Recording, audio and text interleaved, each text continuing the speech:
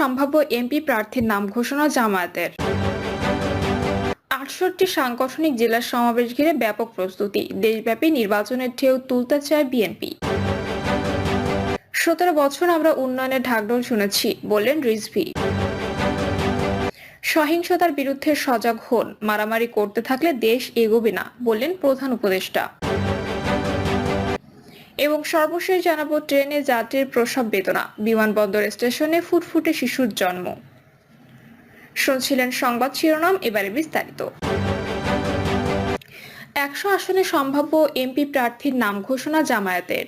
দেশের ত্রয়োদশ জাতীয় সংসদ নির্বাচনের দিনক্ষণ এখনো নির্ধারণ হয়নি, তবে নির্বাচনের আগে সংস্কারকে অধিকতর গুরুত্ব দেওয়া বাংলাদেশ জামায়াতে ইসলামী নির্বাচনের প্রস্তুতিতে সবচেয়ে এগিয়ে রয়েছে। ইতিমধ্যে দেশের ২১ জেলায় ১০০টি আসনে স্থানীয়ভাবে সম্ভাব্য এমপি প্রার্থীর নাম ঘোষণা করা হয়েছে। বাংলাদেশ জামায়াতে ইসলামের আমির শফিকুর রহমান বলেন, জামায়াত এখনো অফিসিয়ালি প্রার্থী ঘোষণা করেনি, এটা প্রাথমিক ইলেকশন এখনো অনেক দূর। ইলেকশন কাছে এলে দল ফাইনাল সিদ্ধান্ত নেবে, তখন যাদের নমিনেশন দেবে তারাই প্রার্থী হবেন। সাংবাদিকদের প্রশ্নের জবাবে শফিকুর রহমান আরো বলেন, নির্বাচনের আগে মৌলিক সংস্কার প্রয়োজন। মৌলিক কিছু সংস্কার করা না গেলে সুষ্ঠু নির্বাচন সম্ভব হবে না। এই অবস্থায় নির্বাচন দেওয়া হলে এটা হবে নির্বাচনের জেনোসাইড বা নির্বাচন গণহত্যা। আমরা এটা চাই না। আমরা চাই সুষ্ঠু পরিবেশ সৃষ্টির পর নির্বাচন। জানা গেছে, পরিবর্তিত রাজনৈতিক পরিস্থিতিতে বিএনপি নির্বাচনী প্রতিদ্বন্দ্বী হওয়ার চেষ্টায় আগেভাগেই ৩০০ আসনের প্রার্থী চূড়ান্ত করতে চায় দলটি। আগামী সপ্তাহের মধ্যে বাকি ২০০টি আসনের প্রার্থী চূড়ান্ত করা হবে। এখন থেকে ভোটের প্রচার শুরু করতে প্রার্থীদের বলা হয়েছে দলীয়ভাবে। অবশ্য ৫ই আগস্টের পর দেশজুড়ে কর্মী সম্মেলন, সভা সমাবেশের মাধ্যমে নির্বাচনী প্রস্তুতি শুরু করেছে দলটির আমির ডক্টর শফিকুর রহমান। দেশব্যাপী দলীয় ইউনিটগুলোকে সক্রিয় করতে এবং সাংগঠনিক কার্যক্রমে গতিশীলতা আনার জন্য দেশের বিভিন্ন জেলা সফর করছেন। এই সফরগুলোতে তিনি কর্মী সভা ও অন্যান্য কর্মসূচিতে অংশগ্রহণ করছেন। এদিকে বিএনপির সঙ্গে পাল্লা দিতে বৃহত্তর জোট করার চেষ্টা চালাচ্ছে জামায়াত নেতারা স্পষ্ট করে জানিয়েছেন, আগামী নির্বাচনে ৩০০ আসনে দলীয় প্রার্থী থাকবে কিংবা জামায়াত নেতৃত্বাধীন জোটে ৩০০ প্রার্থী থাকবে। গত ২১শে জানুয়ারি বরিশালের চরমোনাইয়ে গিয়ে ইসলামী আন্দোলনের আমির সৈয়দ মোহাম্মদ রেজাউল করিমের সঙ্গে দেখা করেন জামায়াত ইসলামীর আমির। দীর্ঘদিন ধরে আদর্শিক বিরোধ থাকলেও দুই নেতা আগামী নির্বাচনে ইসলামী দলগুলোর ঐক্যের কথা বলেন। দুই দলের শীর্ষ নেতাদের এই সাক্ষাৎ রাজনীতিতে আলোচনা তৈরি করে। ৬৮টি সাংগঠনিক জেলার সমাবেশ ঘিরে ব্যাপক প্রস্তুতি, দেশব্যাপী নির্বাচনের ঢেউ তুলতে চায় বিএনপি। সারা দেশে জাতীয় নির্বাচনের ঢেউ তুলতে চায় বিএনপি। দ্রব্যমূল্য নিয়ন্ত্রণ, আইন শৃঙ্খলা পরিস্থিতির উন্নতি ও দ্রুত নির্বাচনের রোডম্যাপ ঘোষণা সহ নানা দাবিতে সারা দেশে সমাবেশ করতে যাচ্ছে দলটি। এর মাধ্যমে অন্তর্বর্তী সরকারের সময় জনদাবির ব্যানারে এই প্রথমবারের মতো মাঠ পর্যায়ে কর্মসূচিতে নামছে। এসব সমাবেশে মূলত প্রধান ফোকাস থাকবে কেন দ্রুত জাতীয় নির্বাচন দরকার সেসব যুক্তি ও বাস্তবতা তুলে ধরা। এছাড়া ভবিষ্যৎ পরিকল্পনা ও চলমান পরিস্থিতিতে জনগণকে সতর্ক থাকতে দিক নির্দেশনামূলক বার্তাও দেওয়া হবে। প্রথম ধাপে ৬৭টি সাংগঠনিক জেলায় সমাবেশ হবে। কাল একযোগে ৯ জেলায় সমাবেশের মধ্য দিয়ে ধারাবাহিক কর্মসূচি শুরু হচ্ছে। কর্মসূচি সফল করতে বিভাগীয় সাংগঠনিক, সহ সাংগঠনিক এবং সংশ্লিষ্ট জেলায় কেন্দ্রীয় স্থানীয় নেতাদের কেন্দ্রীয় দপ্তর থেকে বিশেষ নির্দেশনা দেওয়া হয়েছে। সে অনুযায়ী সারা দেশে দলীয় নেতাকর্মীরা ব্যাপক প্রস্তুতি নিয়েছে। জেলার পর দ্বিতীয় ধাপে কার্যক্রমে মহানগর ও বিভাগীয় সদরে সমাবেশ করবে।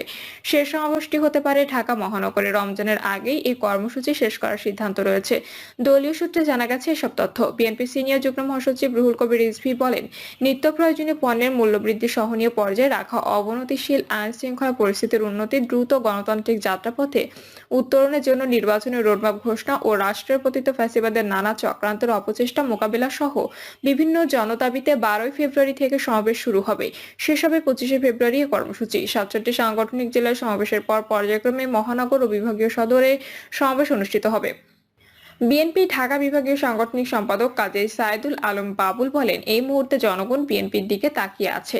জনগণ আমাদের নেতা ভারপ্রাপ্ত চেয়ারম্যান তারেক রহমানের দিকে তাকিয়ে আছেন। দেশের এই পরিস্থিতিতে আমাদের দল কি ভূমিকা রাখে তাই সময়ের প্রেক্ষাপটে আমরা মনে করছি দেশের বর্তমান অবস্থায় দলের পক্ষ থেকে ভারপ্রাপ্ত চেয়ারম্যানের কিছু বার্তা জনগণকে দেওয়া দরকার।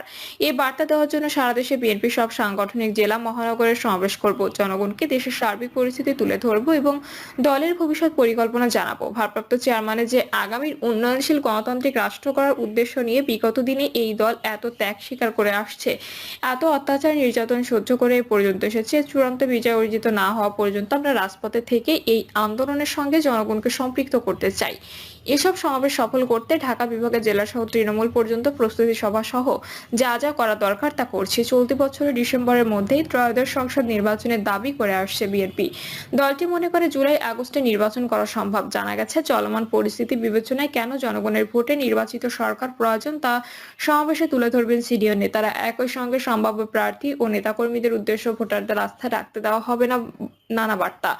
এক্ষেত্রে আগামী নির্বাচন ও দেশের ভারপ্রাপ্ত চেয়ারম্যান তারেক রহমানের পরিকল্পনার কথা তুলে ধরার কথা রয়েছে। জনগণ যাতে বিএনপির উপর আস্থা ধরে রাখে সেজন্য এখন থেকে নানা কর্মকাণ্ড শুরু করার আহ্বান থাকবে। এছাড়া অন্তর্বর্তী সরকারকে ব্যর্থ হতে দেবে না বিএনপি, একথা জানিয়ে চলমান পরিস্থিতিতে কোনো পক্ষ যেন সুযোগ নিয়ে দেশকে অস্থিতিশীল করতে না পারে সেজন্য সতর্ক থাকার জন্য বার্তা দেওয়া হবে।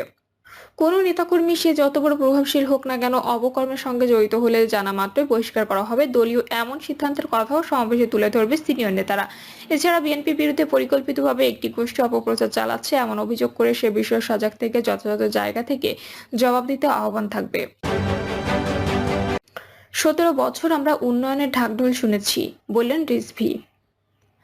গণঅভ্যুত্থানে ক্ষমতাচ্যুত আওয়ামী লীগের শাসনামলে সমালোচনা করে বিএনপির জ্যেষ্ঠ যুগ্ম মহাসচিব রুহুল কবির রিজভী বলেছেন, উন্নয়নের ঢাকঢোল আমরা 17 বছর শুনেছি। তিনি বলেন, এক বীভৎস শাসন জনগণের উপর চাপিয়ে দিয়ে জনগণকে কোনো নিঃশ্বাস নেওয়ার সুযোগ না দিয়ে এক রুদ্ধশ্বাস পরিস্থিতির মধ্যে জাতিকে ঠেলে দেওয়া হয়েছিল। রিজভী বলেন, সাইফুর রহমান সম্পর্কে সংক্ষিপ্ত পরিসরে কথা বলা খুব কঠিন। তিনি দেশের জন্য আন্তর্জাতিক সম্মান বয়ে এনেছিলেন। তিনি দেশের ভঙ্গুর অর্থনীতিকে মজবুত অর্থনীতির উপর দাঁড় করিয়েছিলেন। সহিংসতার বিরুদ্ধে সজাগ হন, মারামারি করতে থাকলে দেশ এগোবে না, বললেন প্রধান উপদেষ্টা। সারা দেশে সহিংসতার বিরুদ্ধে সবাইকে সজাগ থাকার আহ্বান জানিয়েছেন অন্তর্বর্তী সরকারের প্রধান উপদেষ্টা অধ্যাপক ডক্টর মোহাম্মদ ইউনূস। তিনি বলেন, মারামারি করতে থাকলে দেশ এগোবে না, তাদেরকে কৃতকর্মের জন্য ক্ষমা চাইতে হবে, তাহলে জাতি হিসেবে আমরা এগোবো। যারা অপরাধী তাদের অবশ্যই বিচার করতে হবে, যারা অপরাধী নয় তাদের সৎ পথে নিয়ে আসতে হবে। প্রেস সচিব জানান, অনুষ্ঠানে প্রধান উপদেষ্টা বলেছেন, বিচার তাৎক্ষণিক করতে গেলে অবিচার হয়ে যায়। বিচারের মূল জিনিসটা হলো এটা সুবিচার হতে হবে, অবিচার যেন না হয়। আমরা অবিচারের বিরুদ্ধে দাঁড়িয়েছিলাম বলেই এই সংগ্রাম হয়েছে, এই আত্মত্যাগ হয়েছে। আমরা যদি অবিচারে নামি তাহলে তাদের আর আমাদের মধ্যে তফাৎ থাকলো কোথায়? আমরা অবিচারে নামবো না।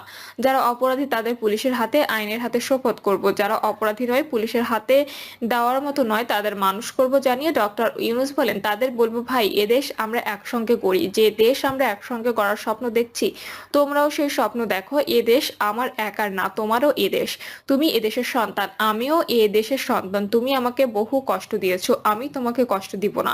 আমরা একসঙ্গে যত তাড়াতাড়ি পারি এটাকে একটা সুন্দর দেশ বানাবো।